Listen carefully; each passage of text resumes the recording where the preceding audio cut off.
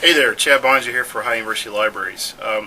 Been talking with some business faculty lately, and one of the issues that they have raised with some of the business students' research is the fact that some of the students tend to stick to like one primary resource when they're doing their research. So if they find a report in IBIS World, on their particular industry, they tend to mostly cite that with a little bit of information from other places. Okay.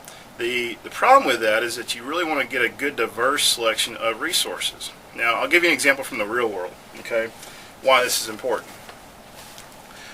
In my spare time, which I don't have a whole lot of, I like to play video games, okay. I have 3 kids, so I don't have a whole lot of time to play video games. I'm also a librarian, so I don't have a whole lot of money to play every single video game that gets released. Okay, so what I have to do is be pretty selective as far as what kind of video games I want to play.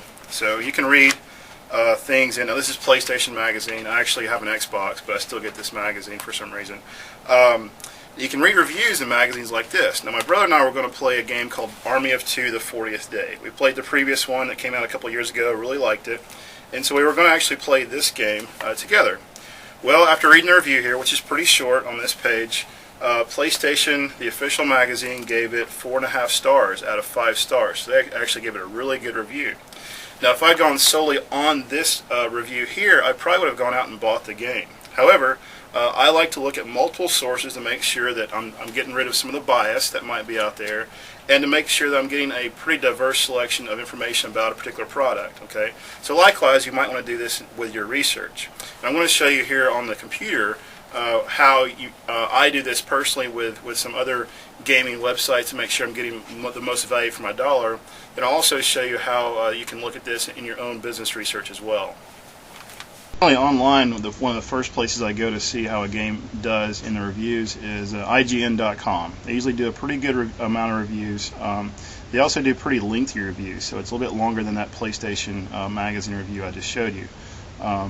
So you got to be careful about sites like this, though, because sometimes, during the you'll read on the reviews, you'll read the review here, and there'll be like an advertisement over here on the right-hand side for the actual game they're reviewing. So is that a conflict of interest? Probably. Okay, so that's one of the reasons we might want to look for other places that have a review of the game. For movies and games and things like that, there's a resource called Metacritic.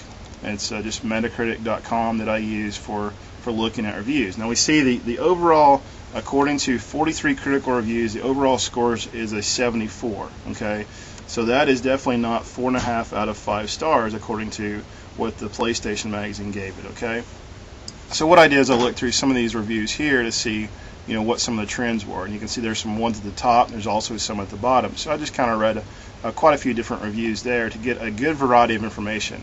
As it turned out, the game turns out to be pretty short. It can be finished in about 5 or 6 hours playing with a partner, and so that's one reason that my brother and I didn't select it at this time. We didn't feel like paying $60 for a game that was going to be over so quickly. Okay. Likewise, when you're doing business research, let's say you're looking for a analysis of the stock for Barnes & Noble. Okay. Well, here we have a S&P report, okay, S&P stock report. They're telling us to sell the stock, okay. They give it 2 out of 5 stars, okay. So if this was a video game, I probably wouldn't buy this stock, right, or buy this video game, right? Okay. If we look at a emergent equity report, it says to hold, okay. And then if we look at another Investex report out of LexisNexis, they tell you to hold too, okay. So here we have 2 out of the 3 reports here telling us to hold on the stock.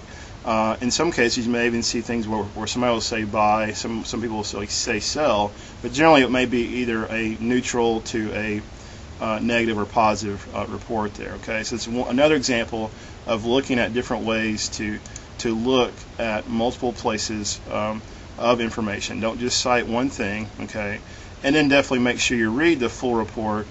So you get all the information available. Okay. So as it turns out, this review in this magazine mentioned nothing at all about the game's length. Okay, which is something that's important to me. I want to make sure I get the most bang for my buck, most value for my gaming dollar.